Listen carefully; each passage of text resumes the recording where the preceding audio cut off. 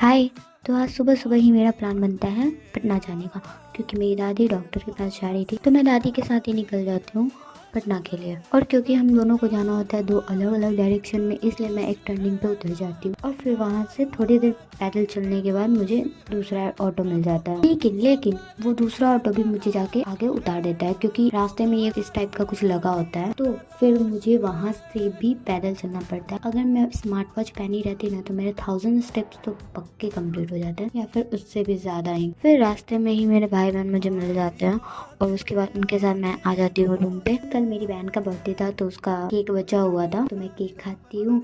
And then फिर शाम में हम लोग का प्लान बन जाता है जूडियो जाने का। उसके लिए हम लोग रेडी शेडी हो जाते हैं। और यहाँ पे ये मैं परफ्यूम का कुछ कर रही थी, तो जूडियो पहुँचने से ही मुझे पता चलता है कि यहाँ पे तो सेल लगा हुआ है। तो फिर क्या, हम तीनों भी कुछ कुछ ले लेते हैं। और कपड़े लेने के बाद मैं और मेरी बहन जाते हैं मेकअप सेक्शन।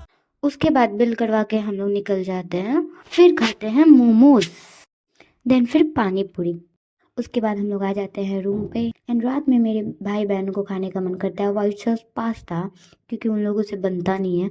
तो उसके लिए मैं सामान मंगाती हूँ, फिर मैं कॉफ़ी पीती हूँ। एंड देन फिर खाती हूँ व्हाइट सॉस पास्ता। डेट्स